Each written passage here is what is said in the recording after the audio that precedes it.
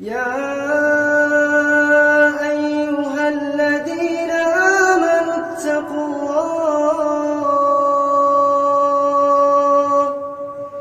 اتقوا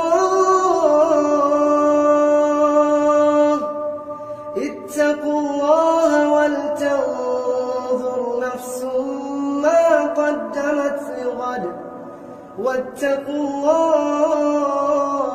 اللہ ان اللہ خبیر.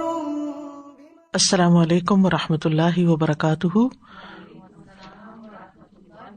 نحمده ونصلی علی رسولہ الکریم.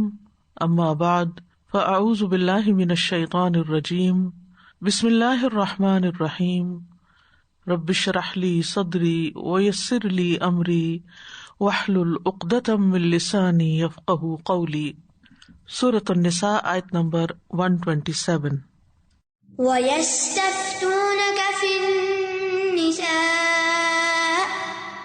قُلِ اللَّهُ يُفْتِيكُمْ فِيهِنَّ وَمَا يُتْلَى عَلَيْكُمْ فِي الْكِتَابِ فِي يَتَامَى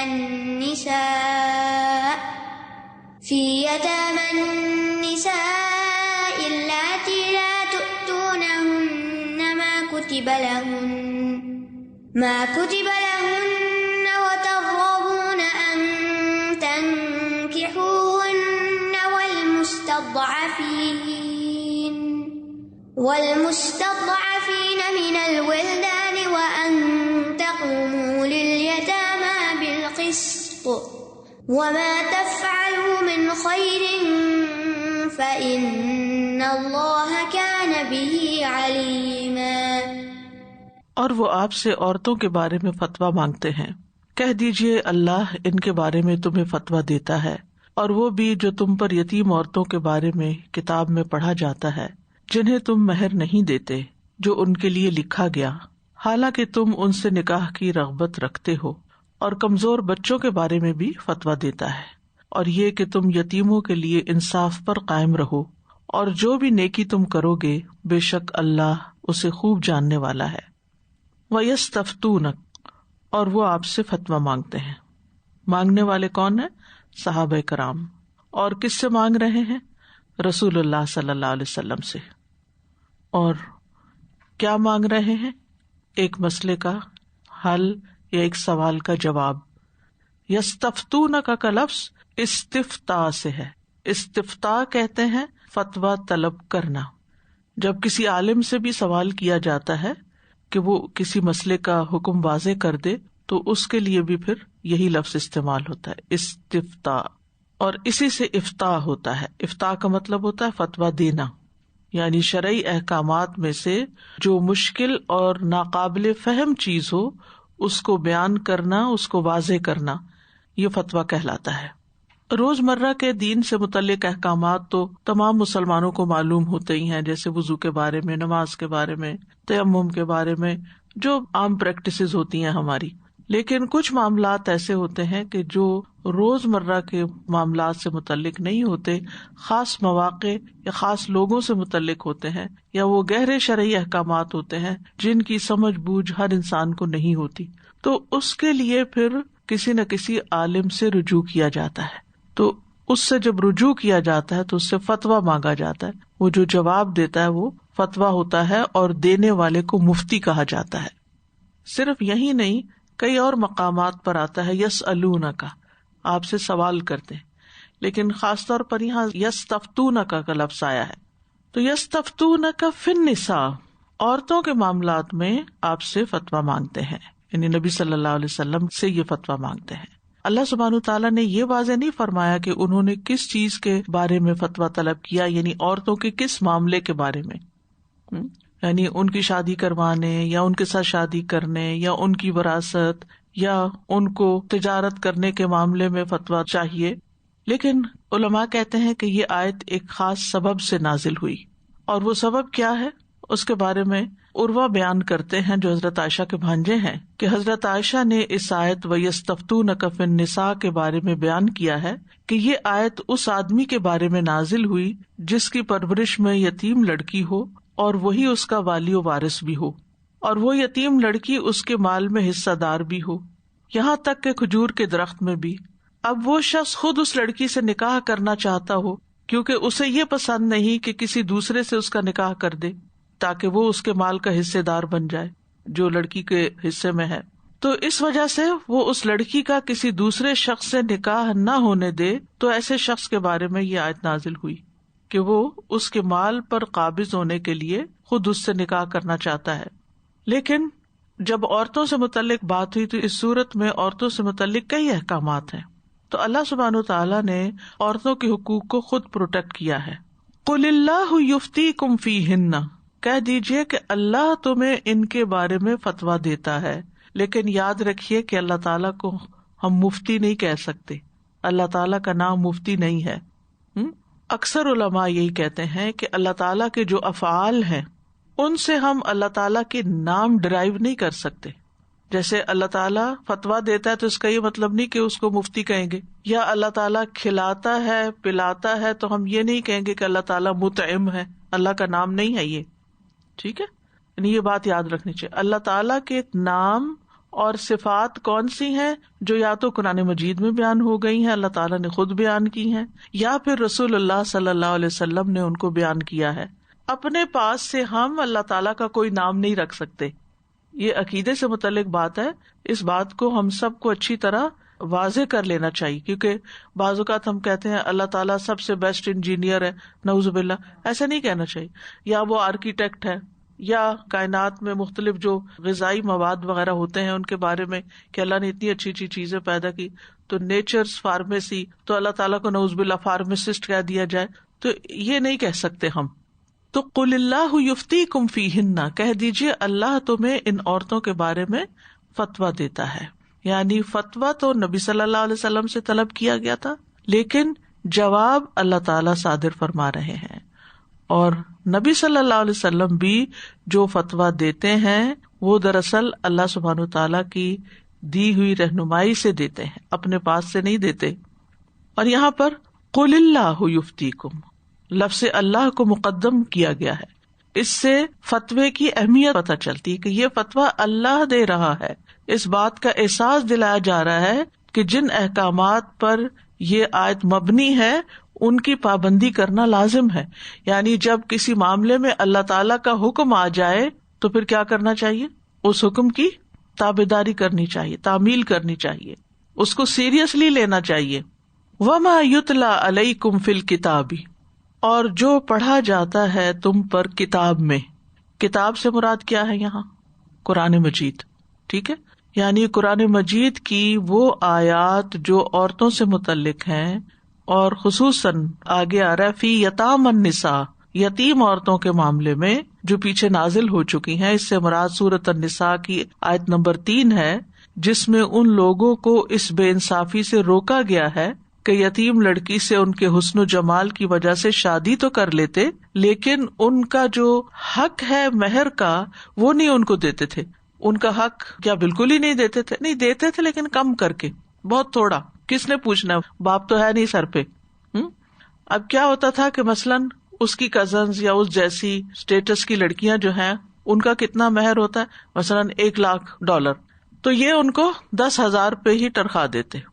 تو یہ زیادتی کرتے تھے ان کے ساتھ. تو اللہ سبحانہ وتعالیٰ تو سب جانتا تھا حالات کہ کون مرد کس عورت کے ساتھ کیا زیادتی کر رہا ہے اور کیوں کر رہا ہے. تو اس پر وہاں یہ حل پیش کیا گیا تھا کہ اگر تم ڈرتے ہو وَإِنْ خِفْتُمْ أَلَّا تُقْسِطُوا فِي الْيَتَامَى، اور یتامہ سے مراد یہاں یتیم بچیاں تھیں، فَانْكِحُوا مَا طَابَ لَكُم مِّنَ النِّسَاءِ مَثْنَىٰ وَثُلَاثَ وَرُبَاعَ، تو نکاح کرو جو تمہیں پسند ہو عورتوں میں سے 2، 3، 4 تک. فَإِنْ خِفْتُمْ أَلَّا تَعْدِلُوا فَوَاحِدَةً، اور اگر تمہیں ڈر ہو کہ تم انصاف نہیں کر سکتے تو ایک ہی کافی ہے.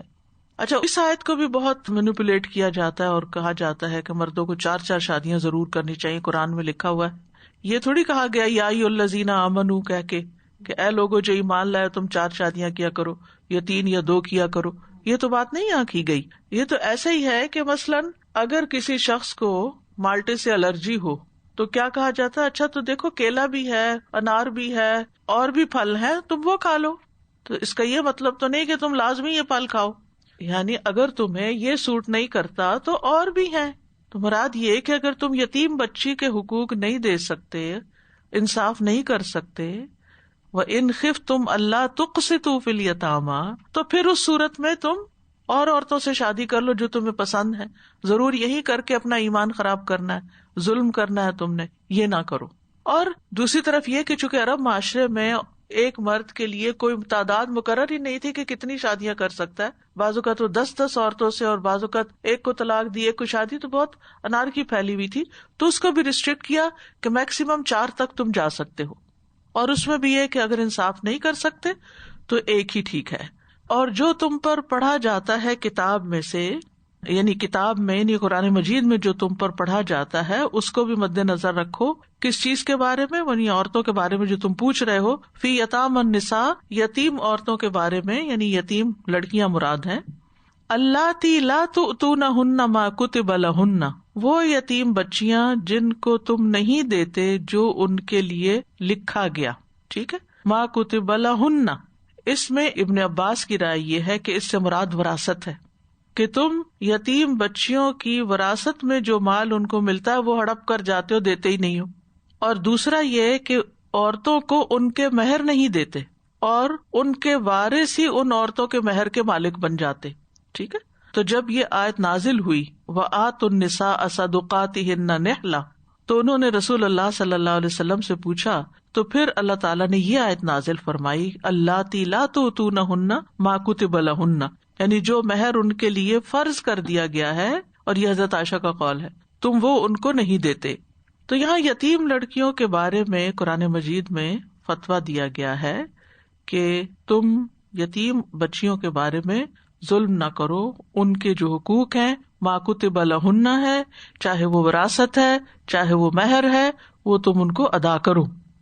وَتَرْغَبُونَ أَن تَنْكِحُوهُنَّ، اور تم رغبت رکھتے ہو کہ ان سے نکاح کر لو. یہاں ترغبون کا صلہ جو ہے وہ محذوف ہے. کیا مطلب؟ یا تو ترغبون عن ہے، جیسے وَمَن يَرْغَبُ عن ملت ابراہیم میں، تو اس کا کیا مطلب ہوتا ہے؟ جو کوئی رخ پھیر لے، بیزار ہو، یعنی رغبت نہ رکھنا. رغب عن کا مطلب ہوتا ہے رغبت نہ رکھنا. اور یا یہاں پر فی، رغب فی کا مطلب ہوتا ہے کسی چیز کے اندر رغبت رکھنا. تو بعض علماء نے یہاں پر صلہ ان بیان کیا ہے، اور وہ کہتے ہیں کہ اگر اس کا معذوف ان مان لیا جائے تو مطلب یہ ہے کہ تمہیں ان سے نکاح کرنے کی رغبت نہیں ہے، یعنی ان کا حسن تمہیں پسند نہیں، وہ لڑکیاں ویسے تمہیں پسند نہیں، تمہیں ان سے اعراض ہے، بے رغبتی ہے، اور تم ان کے بدصورت ہونے کی وجہ سے ان سے نکاح نہیں کرنا چاہتے، لیکن تم ان کو کسی اور کے نکاح میں بھی نہیں دینا چاہتے. ٹھیک ہے نا، یعنی نہ خود شادی کرتے ہو اور نہ کسی اور کو کرنے دیتے ہو. خود کیوں نہیں کرتے؟ کہ پسند نہیں. کسی اور کو کیوں نہیں کرنے دیتے؟ کہ وہ پھر آ کے تو اس کا مال بھی ساتھ لے جائے گا، پھر اس کے مال سے جو میں فائدہ اٹھا رہا ہوں وہ نہیں اٹھا سکوں گا. تو اس طرح کے ظلم تھے. اللہ سبحانہ وتعالیٰ نے کھول کھول کے بات بیان کر دی کہ کوئی بھی طریقہ عورت کے مال پہ ناجائز قبضہ کرنے کا جو ہو وہ ظلم ہے، حرام ہے. اور اگر یہاں فی کو محذوف مانا جائے تو اس کا مطلب یہ ہوگا کہ ان کے حسن و جمال کی وجہ سے تم رغبت رکھتے ہو کہ ان سے شادی کر لو. ٹھیک ہے، لیکن مہر پورا نہیں دینا چاہتے. یہ وہ مانا ہے جو اوپر آیت کے ترجمے میں بھی کیا گیا اور جس کی وضاحت میں پہلے کر چکی ہوں. یعنی تم رغبت رکھتے ہو کہ ان سے شادی کر لو لیکن ان کا مہر پورا نہیں دیتے. تو یہ بھی ظلم کی ایک شکل تھی. اور کیا اللہ تعالیٰ فتویٰ دیتا ہے، حکم دیتا ہے، والمستضعفین من الولدان، اور بچوں میں سے جو کمزور بچے ہیں، یعنی چھوٹے یتیم بچے. چھوٹے اور کمزور بچوں کو بھی اہل عرب وراثت میں حصہ نہیں دیتے تھے. وہ کہتے تھے ورثہ اس کو ملے گا جو جنگ کے قابل ہے، چھوٹوں کو کوئی حق نہیں. اور بہت سی جگہوں پر اس طرح کا قانون ہے کہ ساری وراثت بڑے بیٹے کو مل جاتی ہے اور چھوٹوں کو کچھ بھی نہیں ملتا. تو اسلام نے اس ظلم سے بھی منع کیا ہے. یعنی وما یتلا علیکم فی یتام النساء وفی المستضعفین من الولدان، یعنی یتیم لڑکیوں کے بارے میں جو تم پر پڑھا جاتا ہے اور کمزور بچوں کے بارے میں جو تم پر پڑھا جاتا ہے. اور اس سے مراد کون سا حکم ہے جو پڑھا جاتا ہے؟ جو سورۃ النساء کی آیت نمبر 11 میں ہے، یوصیکم اللہ فی اولادکم للذکر مثل حظ الانثیین. اللہ تمہیں وصیت کرتا ہے تمہاری اولاد کے بارے میں جس میں بیٹوں کے ساتھ بیٹیوں کا بھی حصہ ہے. للذکر مثل حظ الانثیین، یعنی انثیین کا بھی حصہ ہے. لڑکیوں کا بھی حصہ ہے، جبکہ زمانہ جاہلیت میں لڑکیوں کو، عورتوں کو وراثت سے محروم رکھا جاتا تھا اور چھوٹے بچوں کو بھی، تو شریعت نے ان سب کو وارث قرار دے دیا۔ سعید بن جبیر کہتے ہیں کہ جاہلیت میں اس مرد کے سوا کوئی وارث نہیں بنتا تھا جو اس عمر کو پہنچ جاتا کہ وہ مالی معاملات انجام دے سکے، یعنی بزنس وغیرہ کر سکے۔ چھوٹے بچے اور عورت کسی چیز کے وارث نہ ہوتے تھے۔ جب سورۃ النساء میں وراثت کی آیت نازل ہوئی تو لوگوں پہ بہت گراں گزری، کہا کہ کیا بچہ بھی وارث ہوگا، عورت بھی وارث ہوگی؟ تو انہوں نے امید لگائی کہ شاید کوئی نیا حکم آ جائے، ہم دوبارہ سوال کر لیتے۔ جیسے اب بھی لوگوں کا ٹرینڈ کیا ہوتا ہے کہ ایک سے پوچھتے ہیں، اگر مرضی کے خلاف فتویٰ آ جائے تو پھر کیا کرتے ہیں، کسی اور سے جا کے پوچھتے، پھر کسی اور سے پوچھتے، حتیٰ کہ اپنی مرضی کی بات لے کے آتے ہیں۔ لیکن یہاں تو ایسا کوئی نہیں کر سکتا تھا نا۔ تو اس معاشرے کو سامنے رکھ کے ان آیات کو پڑھیے جہاں کمزوروں پر ظلم ہوتے تھے۔ آج بھی کمزور جو ہیں ان پہ ظلم ہوتے ہیں، لیکن بہت سی چیزوں کی اصلاح بھی ہو چکی ہے۔ تو بہرحال انہوں نے دوبارہ جب یہ سوال کیا تو پھر اللہ سبحانہ وتعالیٰ نے یہ آیت نازل کی، وَيَسْتَفْتُونَكَ فِي النِّسَاءِ، اور مزید تاکیدی حکم دیا، وَأَن تَقُومُوا لِلْيَتَامَى بِالْقِسْطِ، اور یہ کہ تم یتیموں کے ساتھ انصاف پر قائم رہو، یعنی یتیم لڑکی کا حق مہر اور وراثت دینے میں انصاف پر قائم رہو۔ حضرت عائشہ کہتی ہیں اس سے مراد وہ یتیم بچی ہے کہ جو ایک شخص کی کفالت میں ہوتی، وہی اس کا وارث ہوتا۔ اگر حسین اور دولت مند ہوتی تو اس کے ساتھ نکاح کی رغبت رکھتا، لیکن کم مہر دیتا جتنا اس معیار کی عورتوں کو دیا جاتا تھا، اور اگر عورت کے مال اور حسن و جمال کے کم ہونے کی وجہ سے دلچسپی نہ ہوتی تو اس کو چھوڑ دیتا، اس کا خیال بھی نہیں رکھتا تھا۔ تو ہر معاملے میں ہمارا دین ہمیں انصاف کا حکم دیتا ہے، یعنی ہر چیز میں ان کے ساتھ انصاف برتو، حتیٰ کہ اگر تم انہیں اپنے ساتھ کھانے میں شامل کر رہے ہو تو بھی انصاف کرو، اور ان کا مال جلدی جلدی نہ کھا جاؤ کہ بڑے ہو جائیں گے۔ اور یتیموں پر انصاف کرنے میں یہ چیز بھی شامل ہے کہ ان سارے احکامات کی پابندی کی جائے جو یتیم کے حقوق کے بارے میں اللہ تعالیٰ نے ہمیں دی۔ کئی آیات ہیں قرآن مجید میں یتیموں کے حقوق سے متعلق، ان کے مال کی حفاظت کی جائے، جب بالغ ہوں تو مال حوالے کر دیا جائے، ان کے مال کو ناجائز طریقے سے نہ کھایا جائے، اور ان کے حقوق میں یعنی اگر نکاح وغیرہ ہو تو اس میں حق تلفی نہ کی جائے۔ رسول اللہ صلی اللہ علیہ وسلم نے فرمایا، اے اللہ میں 2 ضعیفوں کا حق مارنا حرام کرتا ہوں، یتیم کا اور عورت کا، یعنی عورت کا حق مارنا حرام کرتا ہوں۔ تو عورت کے حقوق میں حق تلفی جو ہے یہ حرام ہے نبی صلی اللہ علیہ وسلم کے اس حکم کے مطابق۔ پھر فرمایا وَمَا تَفْعَلُوا مِنْ خَيْرٍ فَإِنَّ اللَّهَ كَانَ بِهِ عَلِيمًا، اور جو بھی تم نیکی کا کوئی بھی کام کرو گے، کوئی بھی بھلائی تم کرو گے تو یقیناً اللہ اس کو خوب جاننے والا ہے، اللہ کو سب پتا ہے تم نے کس کے ساتھ کیا خیر اور بھلائی کا معاملہ کیا ہے۔ من خیرن میں ہر بھلائی کا کام شامل ہے، خواہ یہ خیر انسان کی اپنی ذات تک محدود ہو یا وہ خیر دوسروں تک جاتی ہو، خواہ خیر کا کام مالی ہو یا علمی ہو یا جسمانی ہو یا کوئی اور، یعنی انسان مال کے ذریعے کوئی نیکی کمائے، کسی کو دے، کوئی خیر کا کام کرے، یا علم سکھائے کسی کو، یا جسمانی خدمت کرے، جسم سے کوئی کام کر کے کسی کا بھلا کرے، اپنا بھلا کرے یا کسی کا کرے، سب کچھ اس میں شامل ہے۔ یعنی اللہ تعالیٰ خیر کے ہر عمل کو جانتا ہے، تھوڑا ہو یا زیادہ ہو، خوش دلی سے کیا ہو یا بد دلی سے کیا ہو، کس نیت کے ساتھ کیا ہے، اللہ کے لیے کیا ہے یا شہرت کے لیے کیا ہے، سب اللہ کو پتا ہے۔ فَإِنَّ اللَّهَ كَانَ بِهِ عَلِيمًا، تو یہاں اللہ سبحانہ وتعالیٰ کی صفت العلیم بیان کی گئی ہے کہ وہ خوب جانتا ہے۔ وَمَن يَعْمَلْ مِثْقَالَ ذَرَّةٍ خَيْرًا يَرَهُ، کوئی ذرے برابر بھی خیر کرتا ہے نا، اللہ اس کو بھی دیکھ لیتا ہے اور اس کا بھی بدلہ دے گا۔ تو اس آیت سے یہ بات پتہ چلتی ہے کہ صحابہ کرام کو شرعی احکام جاننے کا شوق بھی تھا اور وہ صحیح طور پر معلومات حاصل کرنا چاہتے تھے، تو اس لیے وہ فتویٰ پوچھ رہے تھے۔ پھر اس آیت سے یہ بھی پتہ چلتا ہے کہ اللہ تعالیٰ عورتوں کے معاملات کو بھی اہمیت دیتا ہے اور عورتوں کے حقوق کو پروٹیکٹ کرتا ہے، ان کے حقوق میں حق تلفی سے بچنے کی تلقین کرتا ہے، خصوصاً یتیم بچیوں کے اور یتیم بچوں کے بھی، کیونکہ جب بڑے ہو جاتے ہیں پھر تو یتیم ہی نہیں رہتی نا۔ اسی طرح یہ بات بھی پتہ چلتی ہے کہ عورت کا حق مہر ادا کرنا یہ فریضہ ہے مردوں پر، اس کو وہ اگر نہیں ادا کریں گے تو ان کے مرنے پر ان کے مال وراثت میں سے پہلے مہر ادا کیا جائے گا، باقی پھر وراثت تقسیم ہوگی۔ پھر اسی طرح یہ کہ کمزوروں کا خیال رکھنا چاہیے، یعنی ایک اسلامی معاشرے کے اندر وہ لوگ جو اپنے حقوق کے لیے خود کوشش نہ کر سکتے ہوں، دوسرے لوگ جن کی کوئی سے ہو یا کوئی انفلوئنس ہو، ان کو آگے بڑھ کر دوسروں کی مدد کرنی چاہیے، کیونکہ جو کسی پہ رحم کرتا ہے اللہ سبحانہ تعالیٰ اس پہ رحم فرماتا ہے۔ اور بچوں کا خیال رکھنا اور یتیموں کا خیال رکھنا انسان کے رحم دل ہونے کی علامت ہے۔ ایک شخص نے کہا نا کہ میرا دل سخت ہو گیا تو کیا کروں؟ آپ نے اس کو کیا حکم دیا تھا؟ یتیم کے سر پہ ہاتھ پھیرو، کیونکہ جب انسان دیکھتا ہے اتنا چھوٹا بچہ، اس کا کیا ہوگا، اس کا باپ نہیں، یعنی اس کی تعلیم کا کیا ہوگا، اس کی شادی کا کیا ہوگا، یعنی وہ سارے فرائض جو ماں باپ پورے کرتے ہیں کون پورا کرے گا؟ تو اللہ کی رحمت پانے کے لیے کمزوروں کے ساتھ شفقت کرنی چاہیے۔